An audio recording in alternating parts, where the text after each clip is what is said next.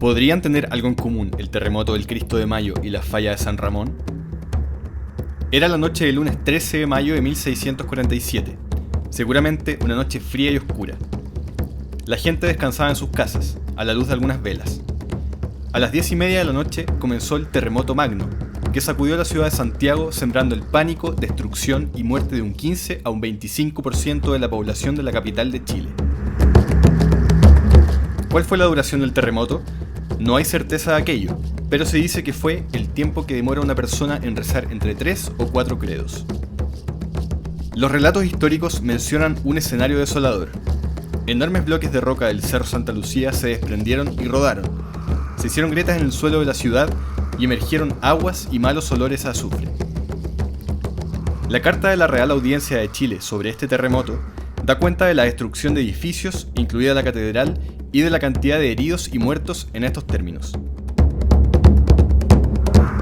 Solo asistimos a enterrar muertos, a entretener la hambre, a controlar los afligidos, a parecer con ánimo, a no desmayar la gente y que se desentierren los que están debajo de las ruinas. La reconstrucción fue un proceso difícil, marcado por la pobreza y las enfermedades. Incluso en varias ocasiones se solicitó al rey que eximiera a la ciudad de Santiago del pago de impuestos. Aunque la respuesta demoró, finalmente se perdonó el pago de tributos a la Capitanía General de Chile por un periodo de 6 años. A partir del terremoto surgieron muchos testimonios acerca de los milagros.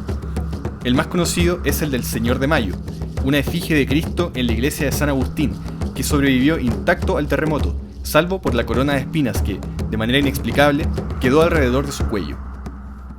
Este episodio se asocia a un personaje enigmático de la historia de Chile, la Quintrala. El sociólogo fundador de Cultura Mapocho, Luciano Ojeda, cuenta que, en ese entonces, Catalina de los Ríos y Lispberger ya había superado las 40 primaveras y era un personaje de temer. Mujer e independiente, mala mezcla para la época según la creencia popular. Poco antes del terremoto, ella había botado a la calle la imagen que ahora se conoce como el Cristo de Mayo porque la miraba raro. Claro, también se dice que antes de desecharlo, lo azotó, como solía hacer con los hombres que la incomodaban. Según Ojeda, la historia oficial dice que ese Cristo es la primera figura religiosa policromada hecha en Chile por autor conocido, llamado Fray Pedro de Figueroa, un agustino llegado a estas tierras desde el Virreinato del Perú. Este sacerdote, al percatarse de que en nuestro país había pocas imágenes religiosas, decidió confeccionar su versión del Cristo de la Agonía.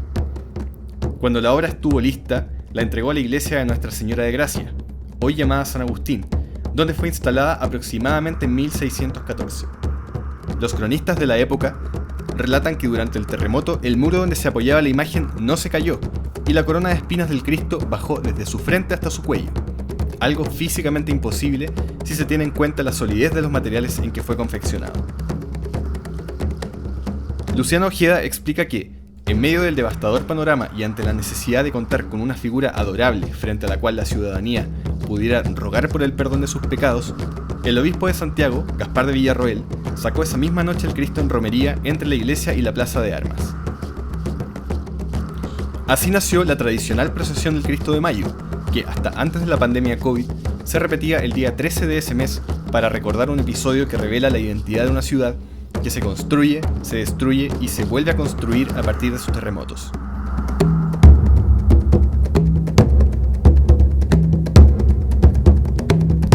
Desde hace algunos años, el terremoto de 1647 es objeto de una importante controversia científica que busca dilucidar a qué tipo de terremoto corresponde, cuál fue su magnitud, su localización epicentral y su profundidad focal. El sismólogo Jaime Campos, director del programa Riesgo Sísmico, explica que los grandes terremotos chilenos de magnitud mayor a 8.5, con epicentro costero y con tsunamis locales, también producen inundaciones o tsunamis importantes en las costas del Océano Pacífico, en particular en Perú y hasta Japón. Así ocurrió para los grandes terremotos de Chile Central del 8 de julio de 1730 y de Valdivia el 22 de mayo de 1960. Campos también añade que el terremoto que devastó Santiago en 1647 no presenta antecedentes de inundaciones o marejadas a lo largo de la costa del Perú y tampoco en Japón. Esto porque el país asiático mantiene uno de los mejores registros históricos de inundaciones por tsunami ocasionados por terremotos locales o producidos en zonas lejanas a su territorio. Según el sismólogo, los tsunamis generados por megaterremotos ocurridos en la zona costera occidental de América del Sur se propagan sin dificultad por todo el Océano Pacífico e impactan las costas de Asia y en especial de Japón. La ausencia de registros de tsunami para el gran terremoto de 1647, por lo tanto, es un indicio fuerte de que este terremoto no tuvo su epicentro en la costa de Chile central. Y entonces, ¿dónde estuvo el epicentro de este terremoto que destruyó casi por completo Santiago? El terremoto de Nuestro Señor de Mayo habría tenido un epicentro más bien al interior del continente. Si esta conclusión es correcta, entonces el peligro sísmico para la zona central de Chile, basado en una supuesta recurrencia sísmica de aproximadamente 85 años y calculado a partir del catálogo de grandes terremotos históricos en Chile central con epicentro costero, simplemente dejaría de ser válido. El devastador terremoto magno, pieza clave de dicha estadística, dejaría de ser parte de esta fatídica secuencia. Para el profesor Campos, lo anterior abre preguntas que son críticas y que cobran mayor relevancia luego que el año 2002 apareciera un nuevo antecedente desde la ciencia. Se trata de los resultados de la investigación de Rodrigo Rault, quien puso en evidencia la existencia de una falla geológica activa que se manifiesta a lo largo de todo el borde cordillerano de Santiago. Campos señala que Rault, basándose en una importante cantidad de observaciones de terreno y utilizando las modernas tecnologías satelitales que emergían en ese momento, logró demostrar que la morfología del paisaje asociado al borde cordillerano de Santiago era definitivamente controlado por una falla tectónicamente activa, esto es, una falla que ha generado terremotos en el pasado reciente. Estas conclusiones fueron confirmadas posteriormente a través de nuevos estudios llevados a cabo por diversos expertos de la falla San Ramón, y se ha establecido que esta no solo es geológicamente activa, sino que además es sísmicamente activa, o sea, capaz de producir un sismo mayor.